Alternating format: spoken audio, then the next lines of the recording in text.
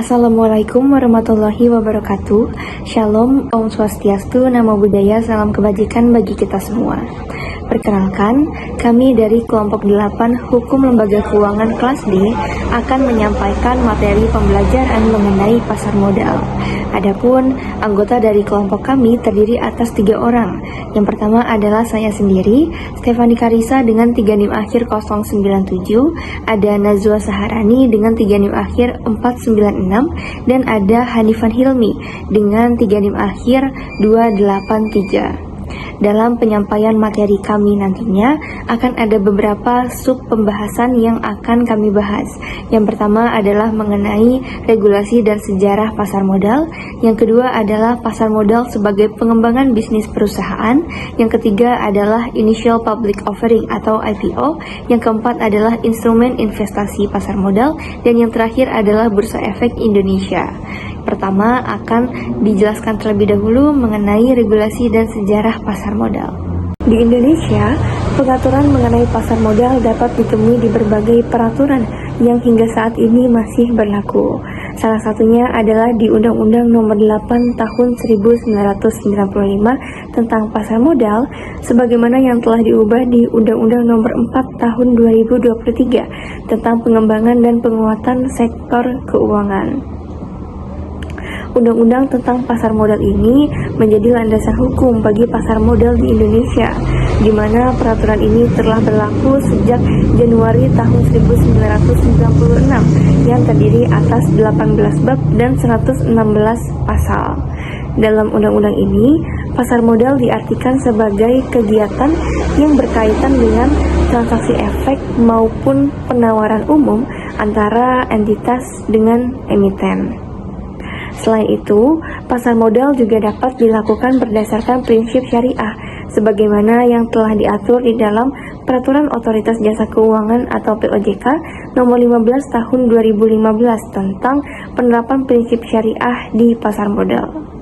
Selain peraturan-peraturan yang tadi telah disebutkan, pasar modal juga diatur di dalam berbagai peraturan pelaksanaannya. Contohnya seperti Peraturan Pemerintah Nomor 45 Tahun 1995 tentang penyelenggaraan kegiatan di bidang pasar modal, dan ada juga pengaturan dari Surat Keputusan Menteri Nomor 674 Tahun 1995 tentang pembatasan pemilikan saham perusahaan efek oleh pemodal asing. Baik, selanjutnya saya akan menjelaskan mengenai sejarah dari pasar modal. Secara historis, pasar modal telah hadir jauh sebelum Indonesia merdeka. Pasar modal atau bursa efek telah hadir sejak zaman kolonial Belanda, tepatnya pada tahun 1912 di Batavia. Pasar modal ketika itu didirikan oleh pemerintah Hindia Belanda untuk kepentingan pemerintah kolonial atau VOC. Selama keberjalanannya, beberapa periode kegiatan pasar modal di Indonesia sempat mengalami kevakuman. Hal tersebut disebabkan oleh beberapa faktor, seperti Perang Dunia ke-1 yang menyebabkan ditutupnya Bursa Efek di Batavia pada tahun 1914 dan dibuka kembali pada tahun 1925 bersamaan dengan dibukanya Bursa Efek di Semarang dan Surabaya. Kemudian, periode kevakuman juga kembali terjadi pada saat Perang Dunia Kedua, sehingga Bursa Efek di Semarang dan di Surabaya harus ditutup pada tahun 1939, dan Bursa Efek di Jakarta juga harus ditutup pada tahun 1942. Kemudian, pemerintah Republik Indonesia mengaktifkan kembali pasar modal pada tanggal 10 Agustus 1977, ketika Bursa Efek diresmikan kembali lagi oleh Presiden Soeharto. Bursa Efek dijalankan di bawah BAPEPAM atau Badan Pelaksana Pasar Modal. Pengaktifan kembali pasar modal ini ditandai dengan go publiknya PT Semen Cibinong sebagai emiten pertamanya. Beberapa tahun kemudian, pasar modal kembali mengalami pertumbuhan seiring dengan berbagai insentif dan regulasi yang dikeluarkan oleh pemerintah. Selanjutnya, saya akan menjelaskan pasar modal sebagai pengembangan bisnis perusahaan. Adanya pasar modal memberikan kemudahan baik bagi investor maupun perusahaan yang membutuhkan dana. Keduanya memandang bahwa pasar modal merupakan media untuk tujuan investasi. Menurut Halim, terdapat beberapa manfaat dari pasar modal, di antaranya adalah sebagai berikut. Yang pertama adalah sebagai tempat untuk menyediakan sumber pembiayaan jangka panjang bagi dunia usaha. Yang kedua adalah untuk menyediakan wahana investasi bagi investor sekaligus memungkinkan upaya diversifikasi. Yang ketiga, memungkinkan penyebaran kepemilikan perusahaan sampai lapisan masyarakat menengah. Yang keempat, penyebaran keterbukaan, profesionalisme, dan menciptakan iklim usaha yang sehat. Yang kelima, memberikan kesempatan bagi pemilik perusahaan yang sehat dan mempunyai prospek. Yang terakhir adalah sebagai alternatif investasi yang memberikan potensi profit dengan risiko yang bisa diperhitungkan melalui keterbukaan, likuiditas, dan diversifikasi. Ini saya akan menjelaskan mengenai IPO atau Initial Public Offering dan juga instrumen investasi. IPO atau Initial Public Offering juga sering dikenal dengan Go Public. IPO adalah proses ketika perusahaan pertama kali menawarkan sahamnya kepada publik. Dengan begitu, perusahaan yang awalnya bersifat perusahaan tertutup berubah menjadi perusahaan terbuka. Dana yang diperoleh dari IPO berasal dari penjualan saham kepada investor, bukan dari pinjaman. Karena itu, IPO sering dipilih oleh perusahaan-perusahaan yang ingin menambah modal untuk ekspansi usaha, membayar utang, atau memperkuat struktur keuangan. Sebagai contoh sederhana, ketika suatu perusahaan ingin membangun fasilitas baru atau membuka cabang baru atau menambah kapasitas produksinya, suatu perusahaan dapat melakukan IPO untuk memperoleh dana segar dari publik. Setelah sahamnya tercatat di bursa, masyarakat dapat membeli saham tersebut di pasar modal.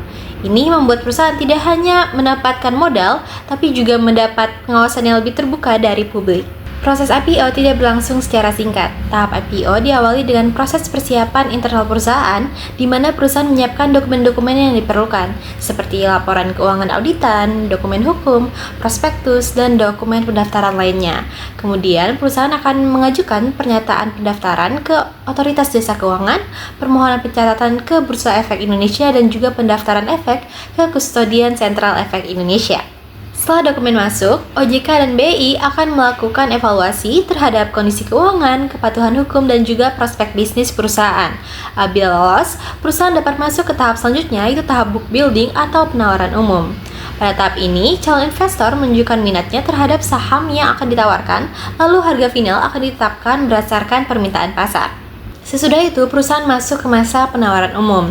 Berdasarkan Pasal 1 Angka 15 Undang-Undang Nomor 8 Tahun 1995 tentang Pasar Modal, penawaran umum adalah kegiatan penawaran efek yang dilakukan oleh emiten untuk menjual efek kepada masyarakat.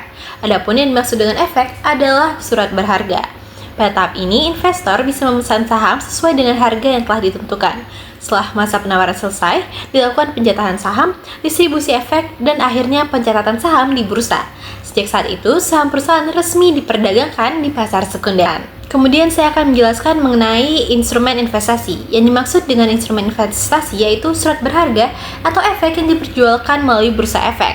Yang pertama ada saham. Saham adalah tanda penyertaan modal dalam suatu perusahaan. Artinya, pemegang saham memiliki bagian kepemilikan dalam perusahaan tersebut. Pemegang saham juga berhak atas potensi keuntungan seperti dividen dan hak untuk hadir dalam rapat umum pemegang saham, serta hak-hak pemegang saham lainnya yang diatur dalam Pasal 52 Ayat 1 Undang-Undang Perseroan Terbatas dan pasal-pasal lainnya. Kemudian selanjutnya ada obligasi, yaitu surat utang jangka menengah atau panjang yang diterbitkan oleh perusahaan atau pemerintah.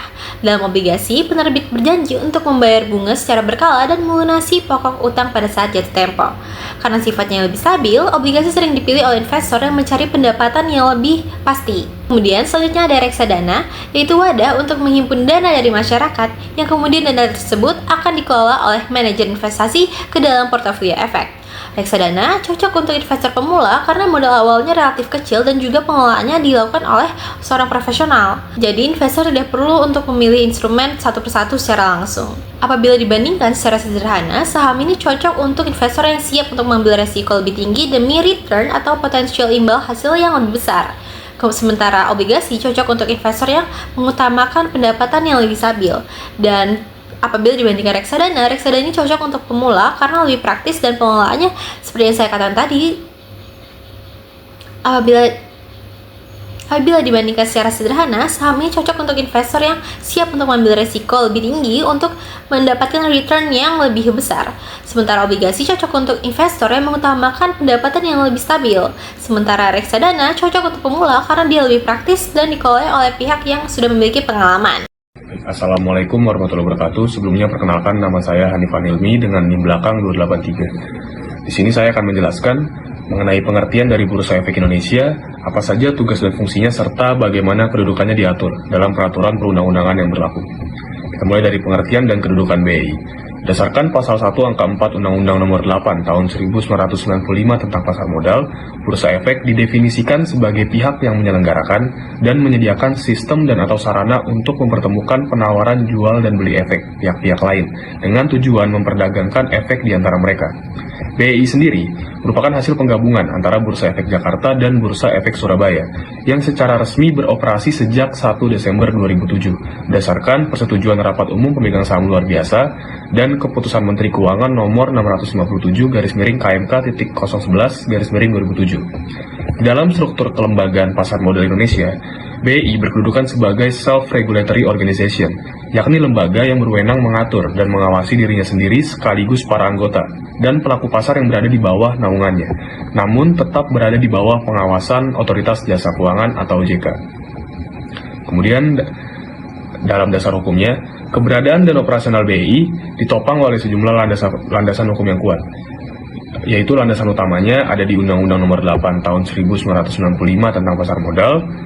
Selain itu juga terdapat Peraturan Pemerintah Nomor 45 Tahun 1995 tentang penyelenggaraan kegiatan di bidang pasar modal, yang memuat ketentuan teknis-teknis pelaksanaannya. Kemudian di tingkat regulasi sektoral, terdapat pula berbagai Peraturan Otoritas Jasa Keuangan atau POJK, diantaranya yaitu POJK nomor 3/POJK.04/2021 tentang penyelenggaraan kegiatan di bidang pasar modal, yang memperbarui dan memperkuat ketentuan operasional BEI itu sendiri. Kemudian mengenai tugas dan fungsi dari BEI. BEI mengemban sekitar 6 tugas dan fungsi pokok yang saling berkaitan. Yaitu pertama, BEI bertugas sebagai penyelenggara perdagangan efek yang teratur, wajar, dan efisien sesuai dengan pasal 7 ayat 1 Undang-Undang Nomor 8 Tahun 1995. BEI wajib memastikan bahwa setiap transaksi efek yang berlangsung dalam sistem yang tertib, transparan, dan berkeadilan bagi seluruh pelaku pasar. Kedua, BEI berwenang menetapkan dan menegakkan peraturan bursa, yaitu sesuai dengan pasal 9 huruf A dan pasal 10 Undang-Undang Nomor 8 Tahun 1995 Jungto pasal 21 PP Nomor 45 Tahun 1995 yang menegaskan bahwa BEI berhak membuat peraturan internal yang mengikat anggota bursa dan emiten, serta menjatuhkan sanksi atas setiap pelanggarannya. Ketiga, BEI menjalankan fungsi pengawasan terhadap anggota bursa efek. Berdasarkan pasal 9 huruf B dan huruf F Undang-Undang Nomor 8 Tahun 1995, BEI berwenang memeriksa, menyelidiki, dan memberikan sanksi kepada anggota yang terbukti melanggar ketentuan yang berlaku. Keempat, BEI menyelenggarakan pencatatan efek atau listing, yaitu sesuai dengan pasal 9 huruf C Jungto pasal 44 Undang-Undang Nomor 8 Tahun 1995 serta POJK Nomor 3/POJK.04/2021 yang memberikan kewenangan kepada BEI untuk menetapkan standar pencatatan, memproses permohonan emiten, dan melakukan penghapusan pencatatan atau delisting apabila emiten tidak memenuhi persyaratan. Kelima, BEI berkewajiban menyebarluaskan informasi pasar secara transparan dan tepat waktu kepada publik, yaitu sesuai pasal 9 huruf D Jungto pasal 86 Undang-Undang Nomor 8 Tahun 1995 mengharuskan BEI untuk mengumumkan data perdagangan, harga efek, serta keterbukaan informasi emiten sebagai wujud perlindungan terhadap investor. Yang terakhir, keenam, BEI mengemban fungsi pengembangan pasar modal secara berkelanjutan, yaitu sesuai dengan pasal 9 huruf G Undang-Undang Nomor 8 Tahun 1995, Jungto pasal 4 PP Nomor 45 Tahun 1995. Mungkin sekian yang bisa saya jelaskan. Terima kasih. Demikian penyampaian materi dari kami kelompok 8. Mohon maaf apabila terdapat kekurangan maupun kesalahan dalam perkataan. Kami berharap apa yang kami sampaikan dapat bermanfaat bagi para pendengar. Sekian dari kami. Terima kasih dan wassalamualaikum warahmatullahi wabarakatuh.